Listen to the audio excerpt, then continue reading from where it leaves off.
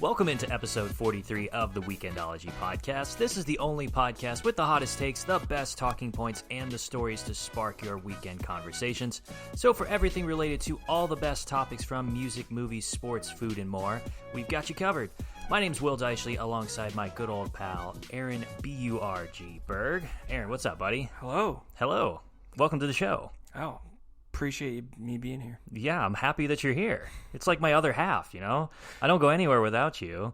I know, especially right? for the show, so... There would be no Weekendology without It would me. be no Weekendology. It's like, you know, I'm tails for the coin and you're heads. So. Oh, nice. I got heads. Well, tails never fails, so... Oh, okay. So I had to get you I just there. realized since you didn't script the intro this week, I did because I just said appreciate me being here, which...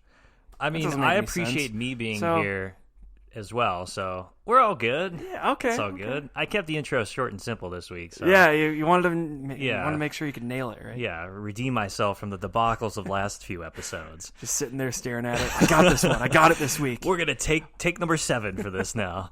We want to thank all of our returning listeners for joining us this week. And if you're new to the show, welcome. This show is all about changing, improving, and making things better as we cover all the best topics from around the pop culture and the sports world. Weekendology is a production of the Big Red World. They're a fantastic publishing network outside of St. Louis for all sorts of podcasts. Go check them out on Twitter at Big Red Social, and their website is bigredworld.org. They also have a really cool brand new documentary just released called Happiness is Circular. It focuses on the life and career of comedian Amber Clear. So go check them out. I think that the podcast, or the documentary, I should say, worked really well. Did you get a chance to watch it? I watched a little bit. I think I watched like 15 minutes just because I was doing something else. But no, I want to watch the whole thing. It's interesting, you know. It was pretty good. I think that's the thing people don't know enough about is like small time comedians. You know, everyone thinks stand up comedian. They think Jerry Seinfeld or Dave Chappelle or one of those guys. But man, these guys deserve the love. I love going to those local comedy clubs. Yeah, I think those are pretty cool. We have one here in Dallas called the Hyena Club, which is always fun to go to. Yeah, hyenas. Hyenas. It should be like the laughing hyena or something, you know. Yeah, but they already have the Laugh Factory. Oh, so that's I feel true. like Well, there probably is a too laughing redundant, hyena out yeah. there. I bet that's already taken. Well, go check it out. It's a great documentary. It's up on Big Red World's website as well. So, yeah, feel free to go give it a watch. Comment on their Twitter. How's the Comment rest on of our it? Twitter. Like what? I've only gotten about halfway through. So, so as you, okay. I got kind of busy, but it's like a good hour and 20 minutes, hour and 15 minutes. Yeah, documentary, it's a full movie. It's a full length. Yeah. Yeah. When I saw it, that's why I haven't finished it because when I saw it on YouTube, I'm like, oh, it'll be 15 minutes. So I open it up and then I start watching. I'm like, whoa, this is an hour. Like it's a long time. Yeah, but it's worth it. I think it's worth it. At least we think so. What 15 else minutes is in. worth it is going to our 2 new different types of Twitter and social medias to check out all things related to Weekendology Sports. That's and always worth it. everything related to Weekendology Entertainment. So go and follow them for all the best updates and news and all sorts of great stuff. Weekendology Sports is at WKNDOLLOGY Sports. And Weekendology Entertainment is at Weekendology ENT. Don't forget to give our main Twitter a follow as well at Weekendology Pod and wherever you listen to podcasts. And if you're a boomer and don't have Twitter, you can always follow us on the Facebook page and keep up with all of our latest episodes, updates, and more. The Facebook. The Facebook. Get rid of the and just put it as Facebook. Do you like that movie? I love that movie. Social Network is awesome. Very underrated also. Andrew Garfield did a great job, and that was before he was like Spider-Man and broke out into like the main scene. Before I knew he was British. I didn't know. Wait, he's British? No, I'm serious. He's British. Andrew Garfield? Yeah. Like Spider-Man? Yeah. Yeah, he's British. Oh, damn. Another Brit taking... I know. Man. Just doing American work. He plays American roles. Hacksaw Ridge, he was American. Yeah. Spider-Man, American. Social Network, American. Oh, I did not know he was British. Yeah, no, he's British. Dang. He's like Hugh Laurie. He just tricks people. Oh, jeez. Well, yeah.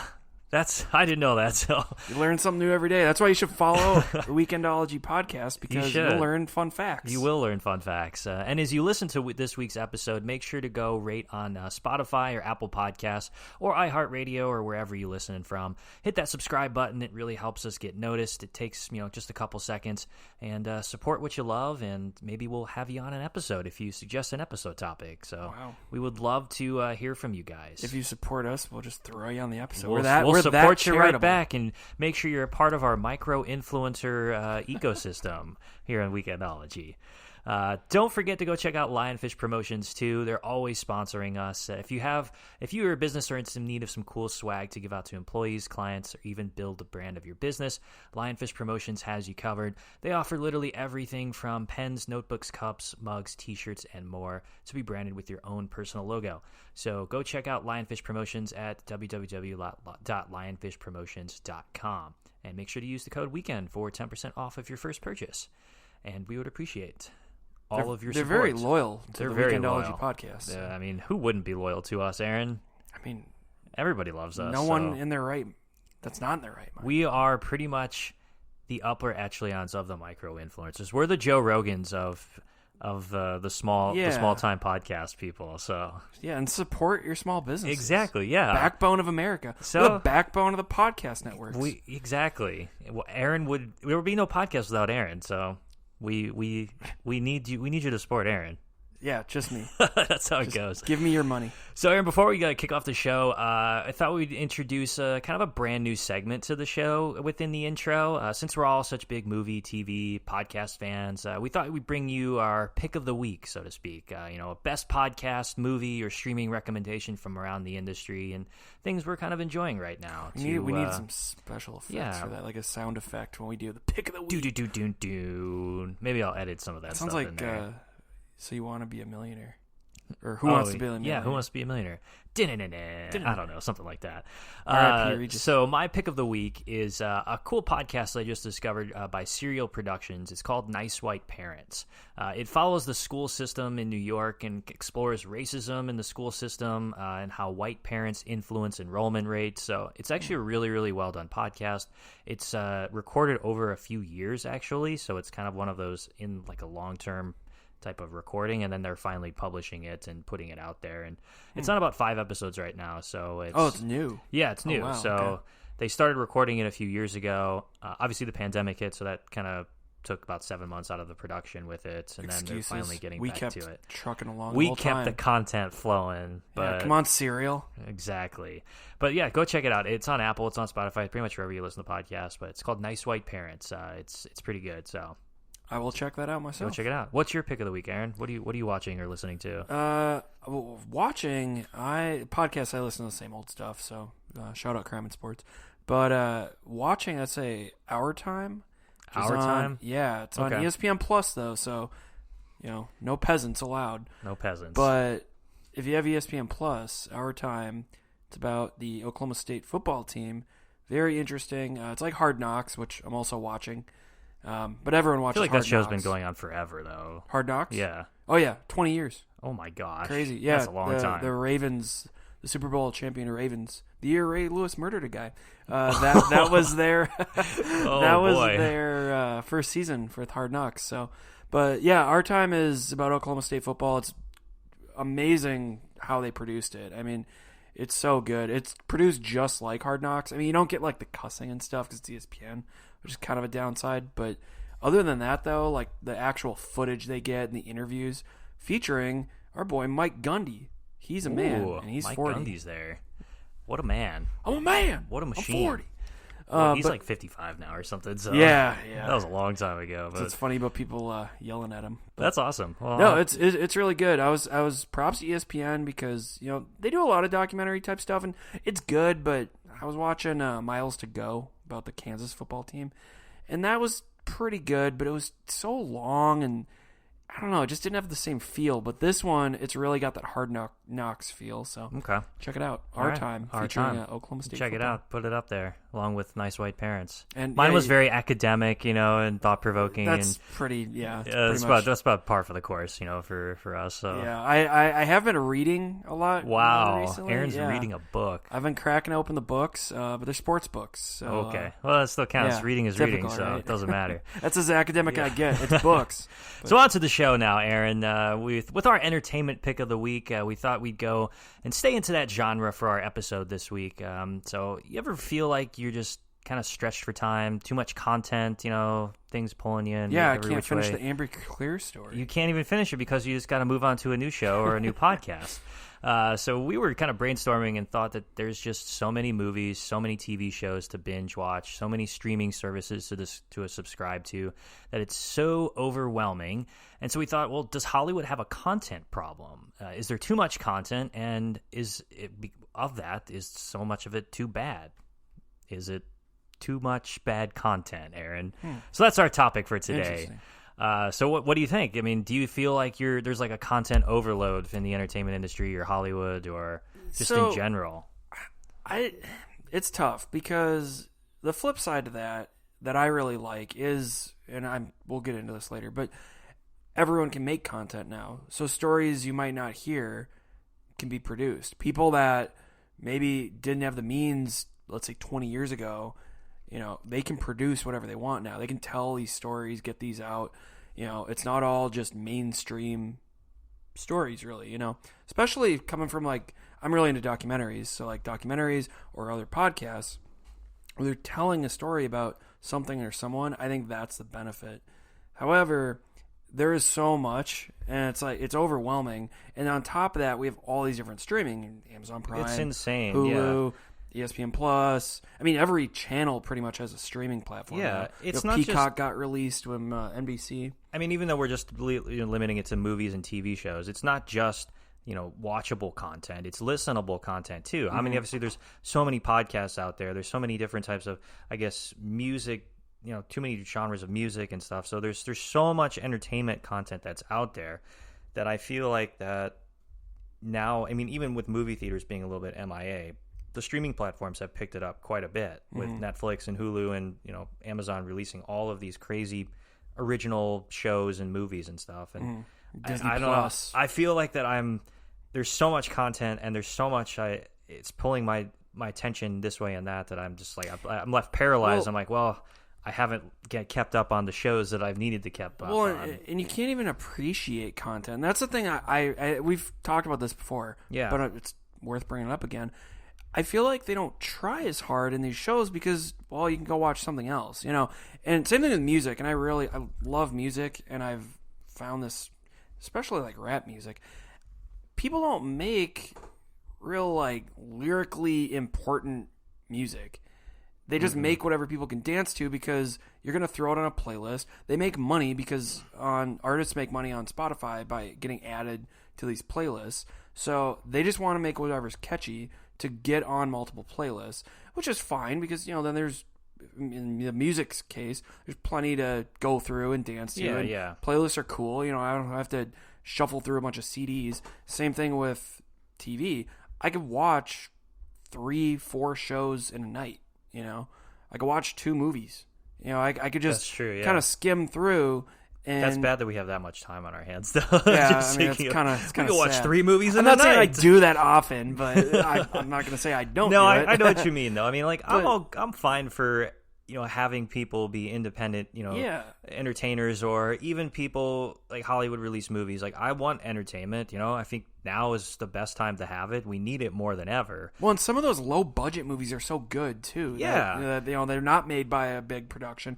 Michael Moore made a career doing that. That's true. He just made a career of just showing up at people's houses and be like, "Hello, I'm here to interview for this documentary," and they're like, "What? Here to complain about America. Sit down."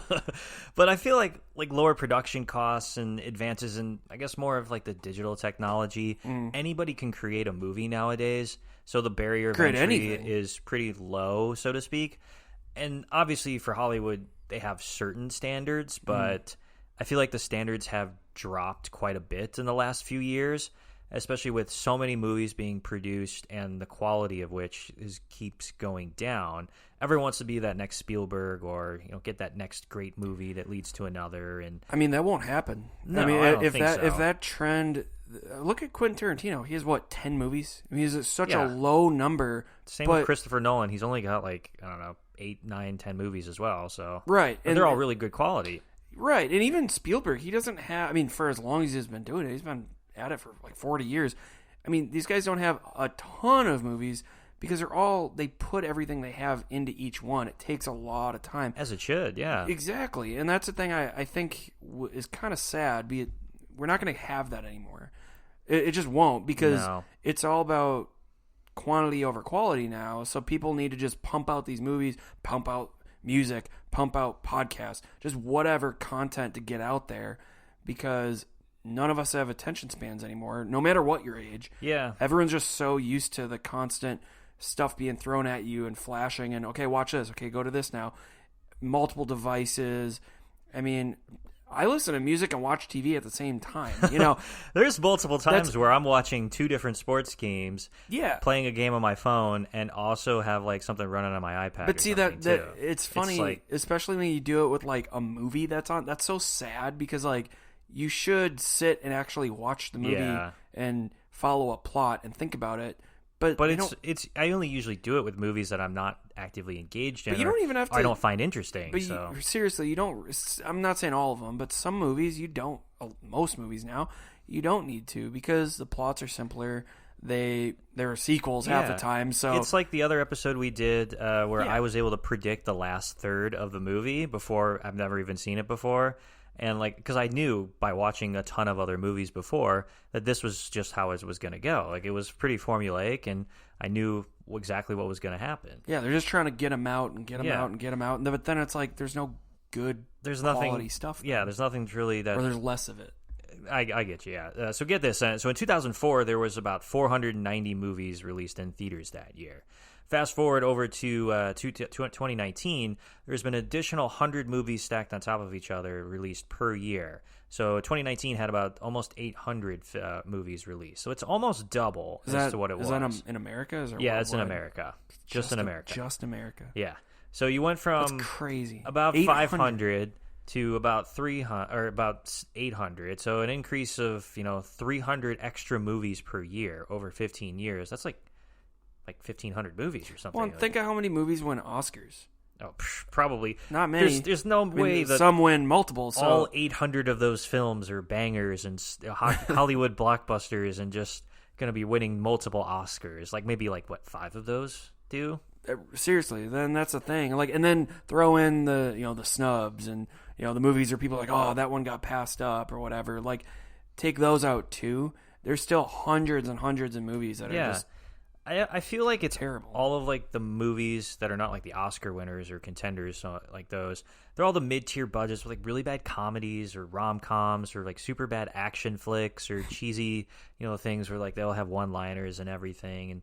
But a lot of them are just really poorly written scripts, really poorly acted, and they're just kind of lazy, in my opinion. They use a lot of movie tropes, as we've discussed in previous episodes. Too many cliches, and I think that's probably the product of just bad movies overall. So, well, and I just think the frustrating part as a consumer, I already have a problem when I go on Netflix or one of those streaming, Amazon Prime, and I'm scrolling through movies. I take forever to find one. And now it's even worse because I think I don't want to waste my time. And I'm terrible. I'll watch a movie 10 minutes. If I'm not into it, I shut it off. Because it's just I can go on to something else. That's true, yeah. But it shouldn't be that way. And also I shouldn't have to think about, does this look that good? Or, okay, who's in this? Really analyze it. Yeah, you shouldn't have to sit down and rifle through 40 minutes of Netflix or Amazon. We do this all the time. Whenever we watch together, we're like, all right, what should we watch? I don't know, scroll through about for a half an hour. And okay, finally we'll settle on something that you kind of looks because there's good. A million things out there, and you want to find something good, and it's a combination of there's 10,000 choices, and then 9,000 more are really bad. So and the problem is a lot of these movies stifle a lot of the other great movies that could be recognized or could be released, but they're not because the budget goes to this film as opposed to this one, and it didn't have maybe the big budget special effects or the tentpole attraction that a lot of the Hollywood blockbusters do. But it's more of like a character driven or like a smaller scale type of film. But that one is so much better than, you know, Planet of the Apes 7, where freaking Woody Harrelson comes out of nowhere and with his crazy shaved head, and he's like, yeah, and he's shooting at the apes or something. Like, I don't know. That's Is that just how really in one of the Planet of the Apes? I don't know. Not even not Planet of the Apes 7, but it's one of them. He's in it? Yeah, Woody Harrelson is in it. He comes out of nowhere. They He's lost like me when James Franco was in one of them. I was like, see, that one was good, but then it just spiraled out of control after that. I was like, well, we had Marky Mark on one oh of them for god, a minute. that one was so bad. It was so bad they had to redo the whole franchise. With like the people in like the human ape makeup and everything, and it just looked, it was just so bad. So, but here's what I want to ask you. Like, the only part of that movie I remember is, can't we all just get along? There's one of the scenes. I've never seen the movie, but I've seen like that one part, and I was like, that looks horrible. It's a horrible and everyone movie. said it was, so I didn't feel bad not seeing it. But what I want to ask you is, okay, the change here then was we take out all this content and just, you know, make it harder then. But is that good? If we, I guess, because the alternative is we have to make it harder for people to make this content.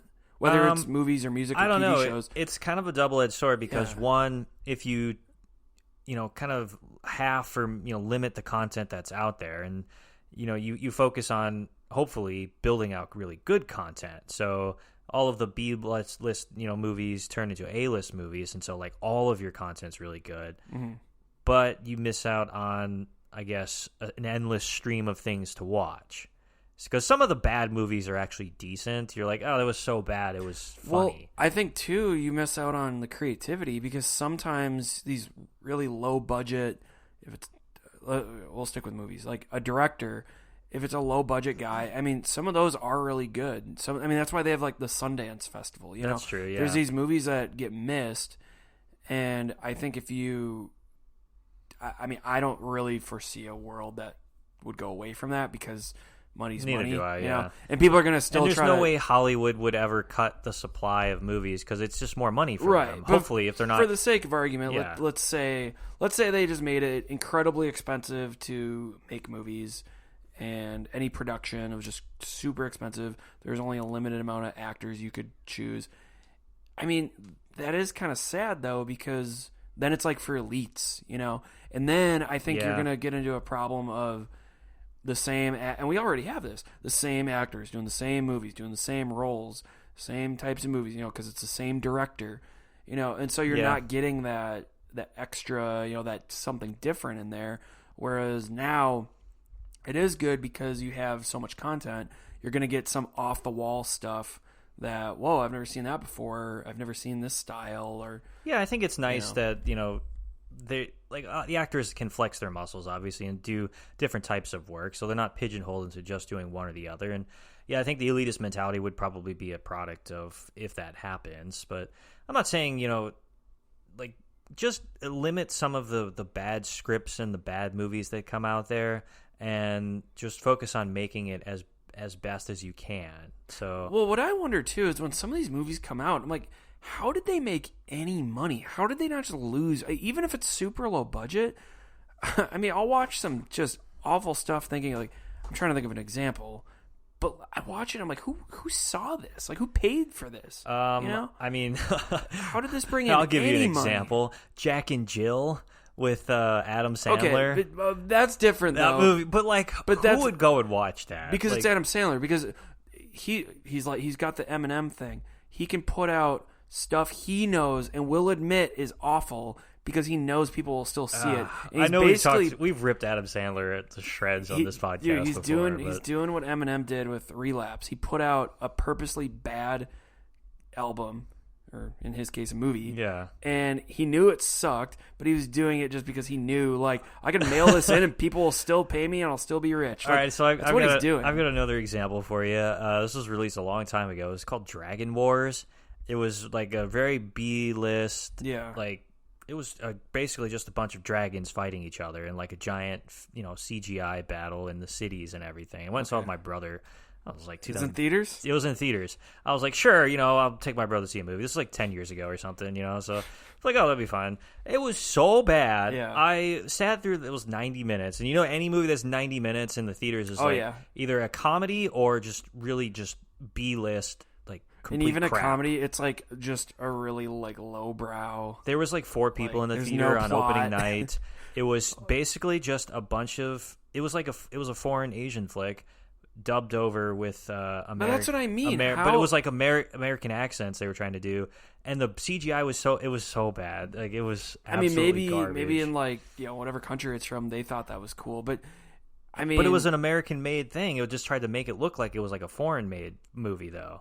So maybe that was the thing they were going for. You're confusing me. What? So like, was this an American movie? It was an American made movie, but it was shot in like the tone of like a foreign, like a bad, like an old Godzilla movie. Yeah. But they used where their mouths are moving. Yeah, but like, they tried to use else. updated special effects, and like it just But didn't that's what work. I wonder. It's just like, who is seeing that? Well, Yeah. you and your brother, I guess. But like, there's no way they made money off that. So how did they think? Oh, people will just crowd the theater to see this. Like Dragons no way. destroying each other. I don't know, something like that. So yeah, I agree with you. It's like, who greenlights these movies? Yeah. Who puts it up? Like, all right, let's not leave that one on the cutting room floor. Let's greenlight this. That's what I want to know. Yeah, with these producers, and same with music. You'll listen to stuff, and you're like, who wrote this?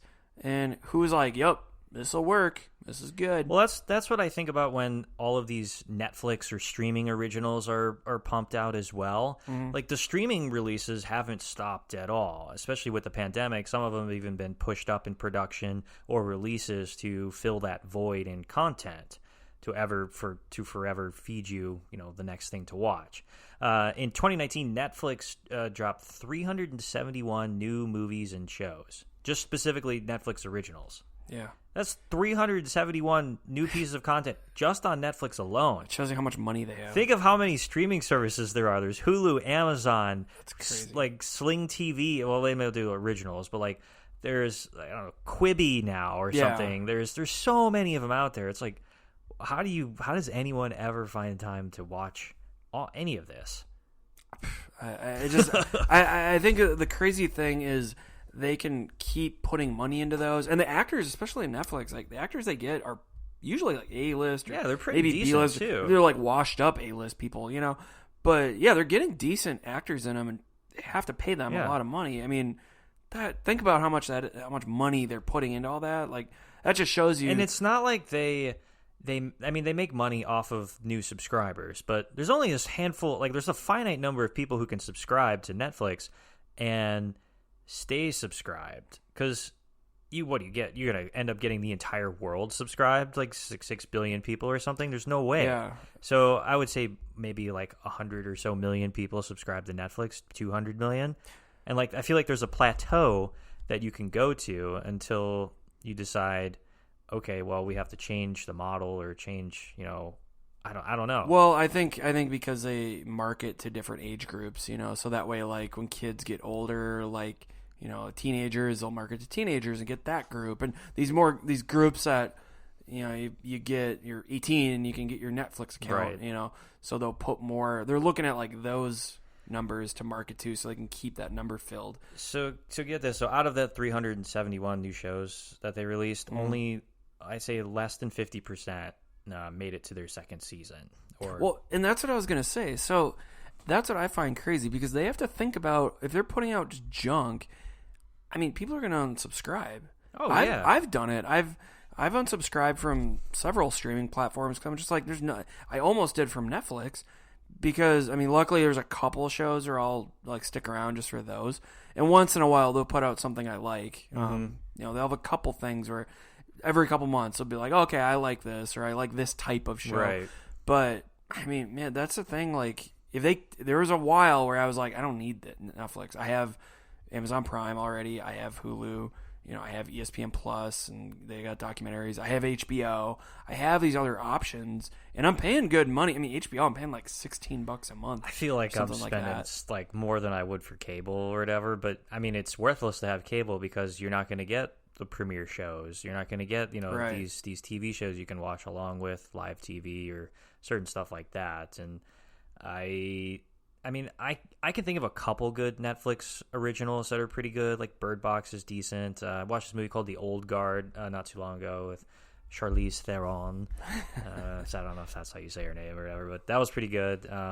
Like, there's a lot of really, really bad ones. Like, you ever watch Space Force with Steve Carell? Oh, thank God. Okay, that's a bad show. So you and me never agree on, like, shows, I feel like. That show is hot garbage. I'm so glad. I was wondering. So I was so pumped to watch that. Me too, yeah. I was like, Steve Carell, it's going to be awesome. I'm really looking forward to it. Yeah, the preview is typical. And Jane Lynch is in it. Yeah. They have good comedians in it. Yeah. And so I was so excited.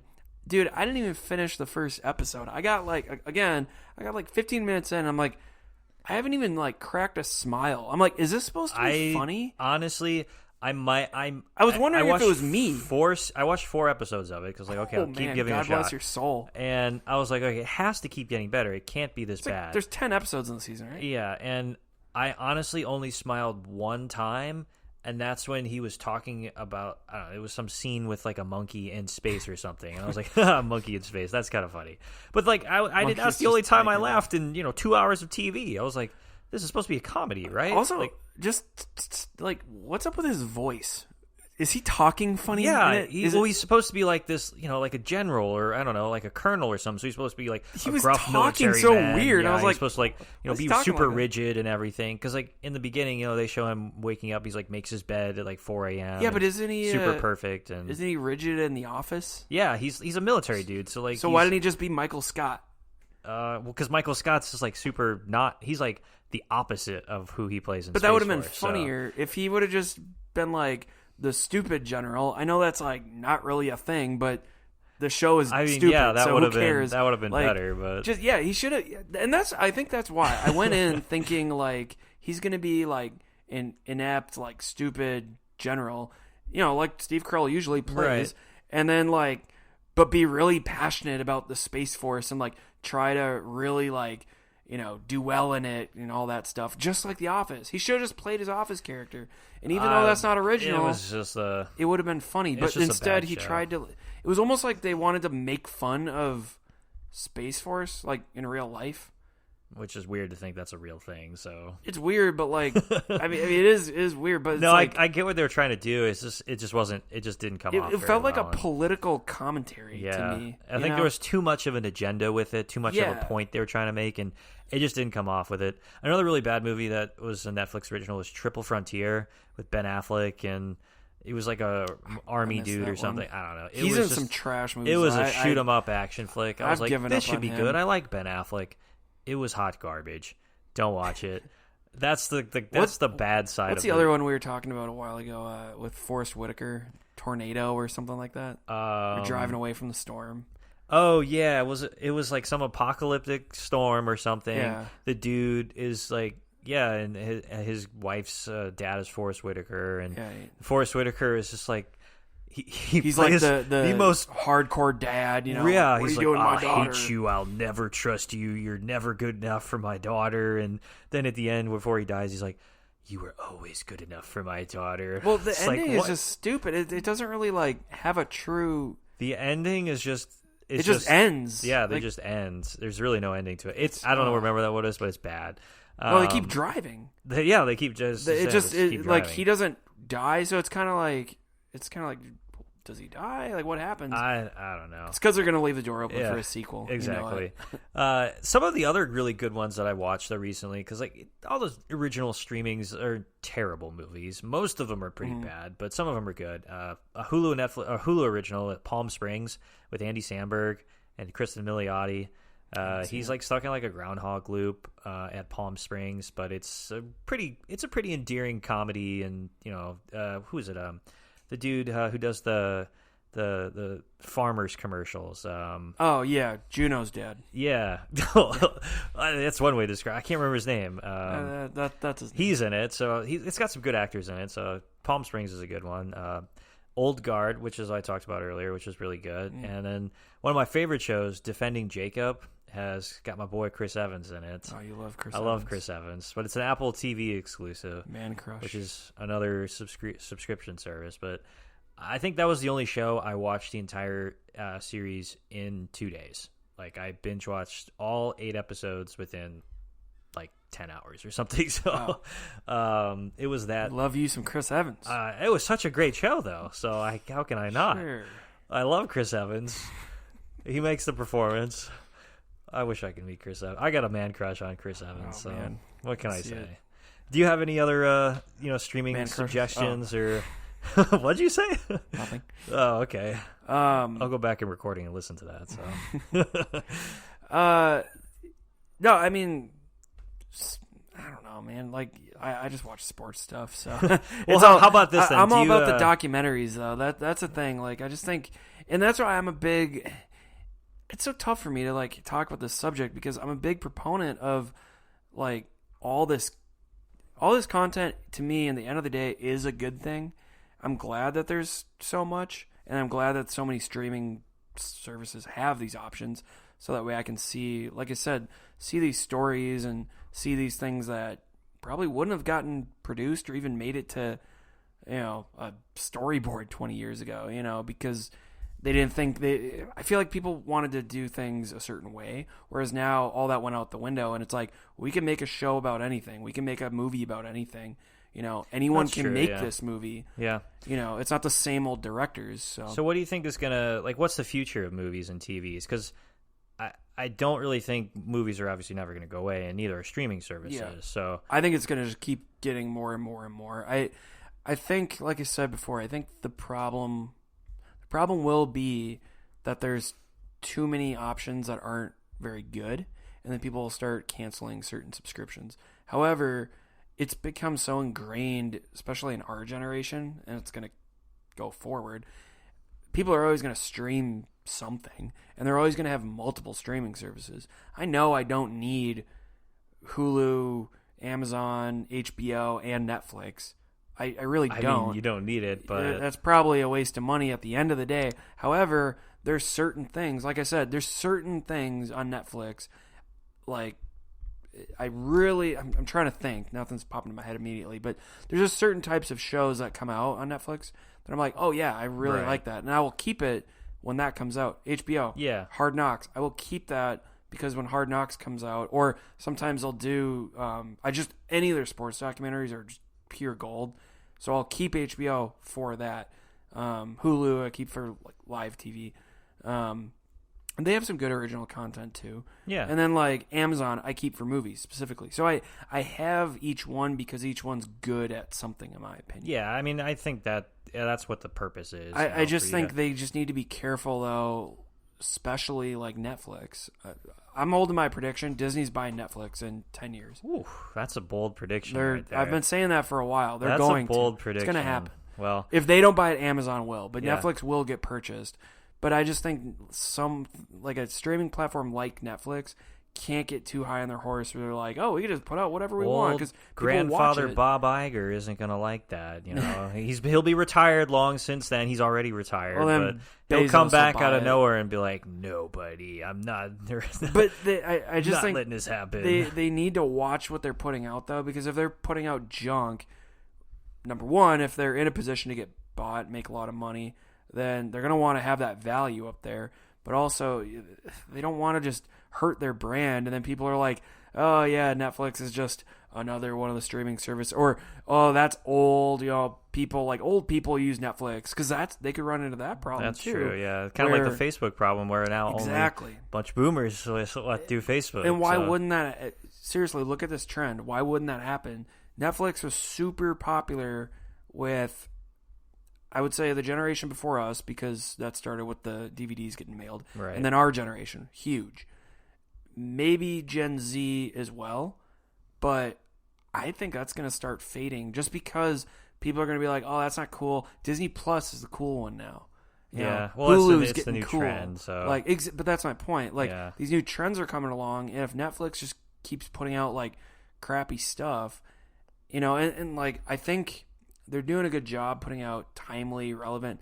That Zac Efron show, started watching more of that travel show he's got. I got to Down get back to Earth. into that one. That one. Watch Down to Earth. It's First very one, good. first episode was a little meh, but I guess you said it gets better. So. It does. It's very interesting, and I love Zac Efron's my boy. I like Zac Efron. He's my He'd Chris be a cool Evans guy to go grab a beer with, you know. Yeah, man, he just seems so cool. Hey, what do you want to do tonight, Zach? Let's just go grab a beer. You know, but see, that's the thing. Like, I feel like they put him out there because he resonates with like younger group. Yeah, and they need to keep doing stuff like that because it's still a really well produced show, and there's a point to it. It's not just him goofing around, traveling around. Right. Like, it's actually talking about sustainable, healthy living. And, you know, things like that. How you can just basically live better in general. So it's got a good message, right? But also it's got that like fun.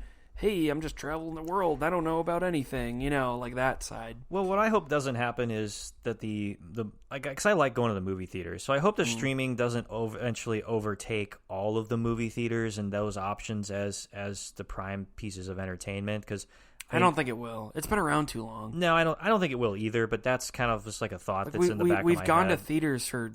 80 years, 90 years? So, like, I go to the theaters a lot. Like, I like going to the movies, especially during summer. I'll probably go during the summer, maybe like 6-7 times, and then, you know, Christmas I like time. sitting in a dark room inside during the summer on a nice day. Hey, it's nothing better than a nice, cool room watching your favorite movie.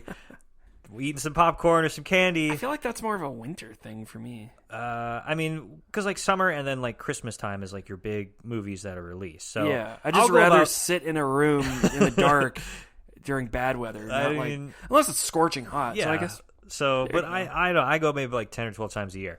For the average person, it's you go more than that. On a depends on the release schedule of the year. So, the average person only goes about 4 times a year. Yeah. So that's not a lot. Say that's about. So if they're going to keep pumping movies out, if they're going to keep, putting out all of this content, how are they going to? I mean, I guess maybe each different type of movie appeals to different people, but if the average person only goes 4 times a year, that's not a lot of movies or a lot of coverage you're going to get with it. So that's what I'm afraid that you gotta now. Hopefully, when the pandemic subsides, you go back to how you watch movies before. But if it stays the way it is, you have more of a barrier or like an inconvenience factor because you got to go worry about your health and safety, make sure everything's clean, sit in like a weird cubicle thing with like the glass protectors up for you now, and instead of is that how they do it now? Yeah, so I haven't been to a theater. AMC is doing like the screen protector, so they're only doing like 2 seats and a screen, like a glass screen protector.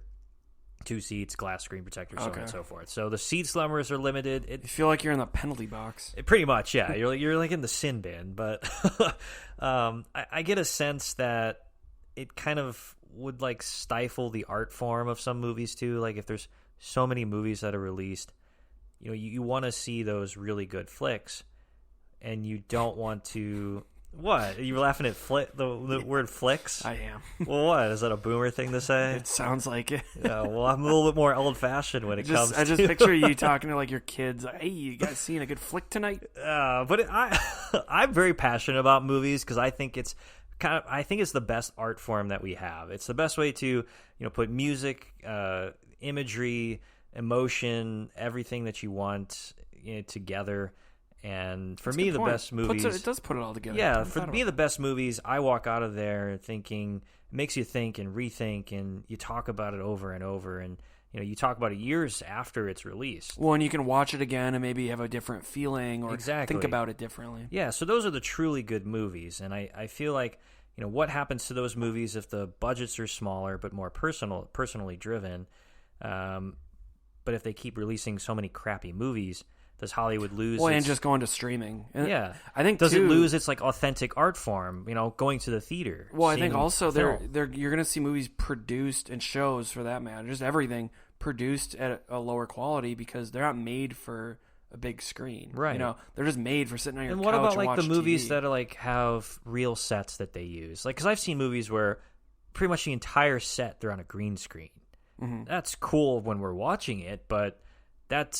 There's not really that like magic that you get with watching a movie. Well, and I think you can tell now, Oh, yeah, you can totally tell still. Even though they do a good job, when they're using a green screen and using CGI and using that stuff as opposed to actually being in a city or in a actual house. Yeah, you can tell if somebody's in like Italy in like the wine fields or something, as opposed to in real life.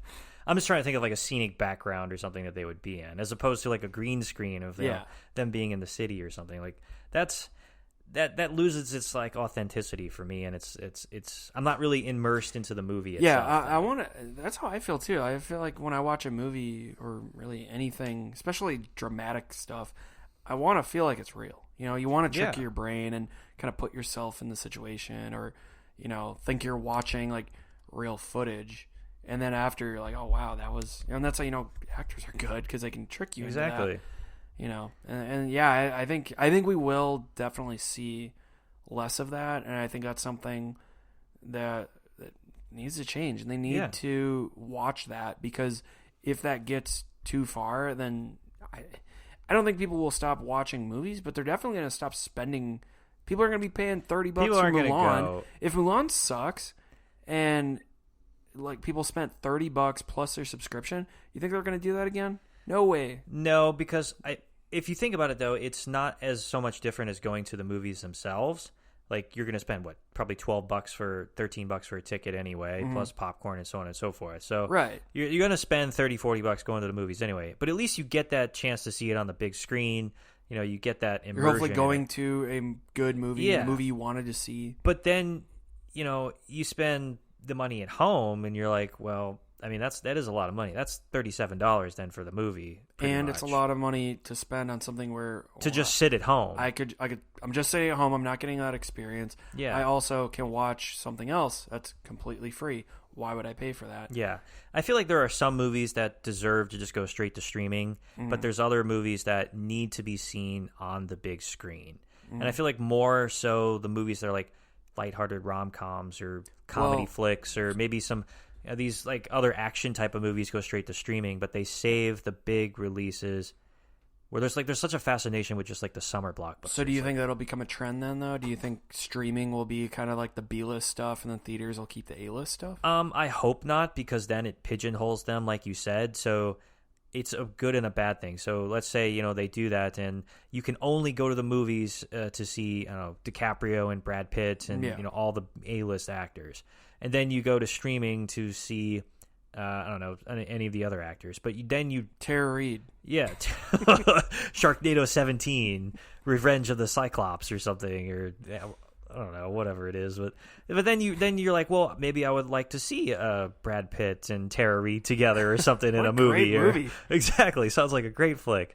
But then you're pigeonholed. You're like, well, I have to go and spend money to see these my favorite actors, and then they don't have that ability to do that. Then you risk pissing off the actors, and if they run into a good script and DiCaprio's like, I want to do this Netflix original film, and they can't do it because it's streaming only. Has he done that yet? I don't think he's done anything like that. That's interesting. So I feel like there's pros and cons to it, but I don't know. It's interesting. I just don't want Hollywood to lose its authenticity by pumping out just a bunch of crappy content. Same with streaming, though, too. I think they're already there. I think even further fall down the... and I think they really do that. I really feel like that's a realistic possibility where it could become where theaters are either one or the other. Theaters are going to have only the good movies, and then streaming is like the new straight-to-DVD stuff. Exactly. Or it could reverse where after all this is gone and people are like, I don't want to go to theaters anymore. I haven't been in a while. They just forget about it or realize, it's a lot cheaper to sit at home. I don't need to pay all that. Right. I'm done. Then it's the opposite, and then theaters die because, they can only put out like crappy stuff, and then Netflix is the one with the good stuff. But if streaming becomes the new, I guess, above the movie theaters in terms of entertainment, then you run the risk of having too many streaming services or too much competition. Competition is good, but if you have CBS and Peacock and then Netflix, Hulu, Amazon, 17 different streaming services. What could happen is, like the music industry went through where people realize, they don't need record producers anymore. They don't need to be signed to a label. They can all just go do this themselves. And I think that could happen where people would start making their own content, putting it out themselves. But it's not like, I don't know, you're not going to see like Brad Pitt like start filming and producing in his own movie himself. Like it's got to Why go not? to like a publishing platform. Why? I mean, He knows. maybe, Think about but, it. These people, these A-list people, they but where easily are could. they gonna promote it for people to watch it then? Like, He's Brad Pitt. is he gonna make his own streaming service then? You could just. I mean, yeah. Well, I mean, that's the problem though. So like, I think there's like where two, do you like how do you show it? Yeah, like how do you show it then? So like if you want to watch Friends, you got to go to NBC app now and stream it through there. But if you want to watch Hard Knocks, you got to go to ESPN Plus. And then if you want to watch HBO, if you want to watch I don't know, Space Force, then you got to go to Netflix. Don't watch Space Force, but like so you have to pick and choose which shows you want to watch, but there's so many out there. You're like, well, I gotta watch this show. I have to get this streaming But service. I think it's far-fetched, but I'm saying Obviously, like yeah. I think it definitely could happen where these guys could, if they wanted to, get together. They know enough people, they know enough directors and all this stuff, produce their own content, and then put it out themselves. And if they wanted to, yeah, they could create. I mean, like I said, in music, you see it all the time. Guys will create their own record labels and then put stuff out on there, and then boom, like it's all mine. I think own it's all of it. possible. I think it's harder to do with movies and like shows, but I think they could. And I think especially if it gets too much, like, hey, we don't want to deal with the record industry. We don't want to deal with all these royalties going to these streaming services and whatever. We want our own. Yeah, they could band together, and especially like Brad Pitt. He's always with Leonardo DiCaprio. They do a lot of stuff with Quentin Tarantino. I mean, if they wanted to, they could just band together and do it themselves. I mean, it's possible, yeah. I think you'll probably see more of the future of the streaming bundles, so what Disney, Hulu, and ESPN Plus does, which I think is a great option. I think should be the future of the industry, so instead of paying $6 a month for 3 different services, you pay $12 for 3 of them. But is it good there's a monopoly like that, though? Well, they're all owned by the same company, so but that's what I mean. Sense. Is that a good thing though that Disney owns? Because that would mean that like there's only going to be like 3 companies and that's it. I think it's like 3 companies and a bunch of maybe yes subsidiaries. and no. So it's easier on the consumer because then you're not running 6 ways to Sunday trying to find okay, this is that streaming service I got to watch. Mm-hmm. But maybe it's bad because there's only 3 different choices. But it would be cool if they gave you different a la carte options. And Sling TV did this for a little while with stations. You got to choose, but they jacked their prices up, and it made it almost not worth it to choose, which here and there. You had to do it by packages. Yeah. But then they knew what they were doing with their packages. Exactly. It's like, oh, look at this package. We threw in Here's 4 the movie channels package you bought this for, and then 30 ones you'll never watch. Exactly. And so I think the idea of the bundling is great because it gives like frictionless for the buyer, and also like me as an avid movie watcher, I'm like, cool, I've got Disney, Hulu, and what's the other one? ESPN Plus all in one. So I've got sports, movies, and TV. Perfect. So if I don't know, say Netflix bought up a different smaller streaming service like Sling TV, Amazon bought Netflix, or which could happen. It's my possible. prediction. Yeah. But then you have to realize, well, okay, if it's not just the stations. Like Sling TV, you could do a la carte. You have to do it for the shows too. Mm-hmm. So like you can't just buy Friends and then buy Space Force, The Office, and Space Force or something. Like you got to go to different sites. So there's so many. I don't know. There's too much competition. I think. Yeah, it's just the world we live in. So it's first world problems. Yeah, I mean, it's too many. It's too much. I can't. There's too much. I can't. Too much content for you to watch on a Friday night. I think it's definitely just tough because it should change and there should be I think less, but if you take that too far, which is super easy to do, okay, so you're saying you want less content?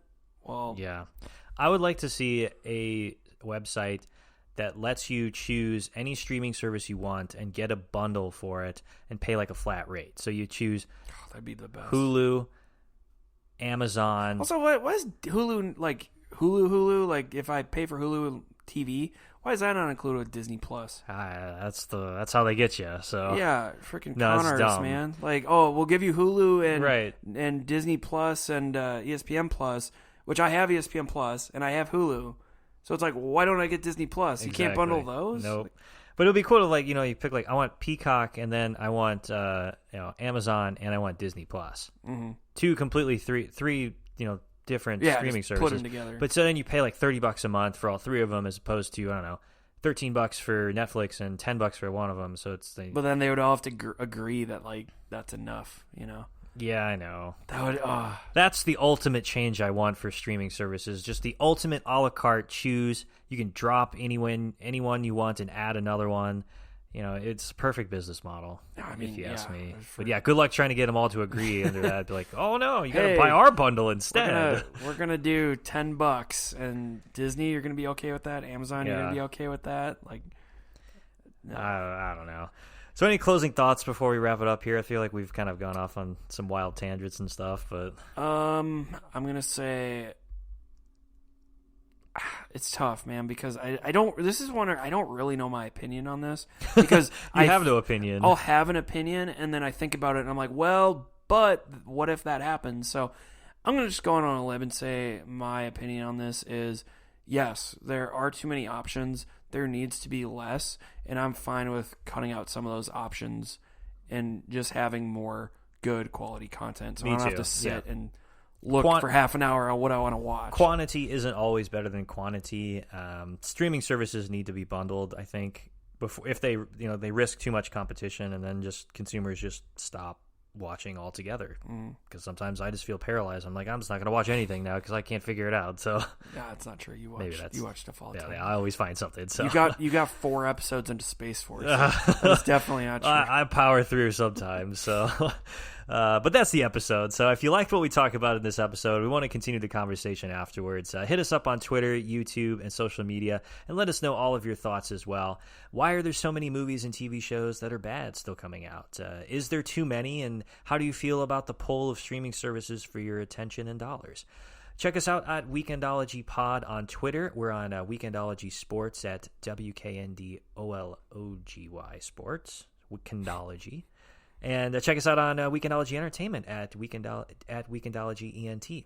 Don't forget to check out our YouTube and Facebook page as well. Just search Weekendology Podcast.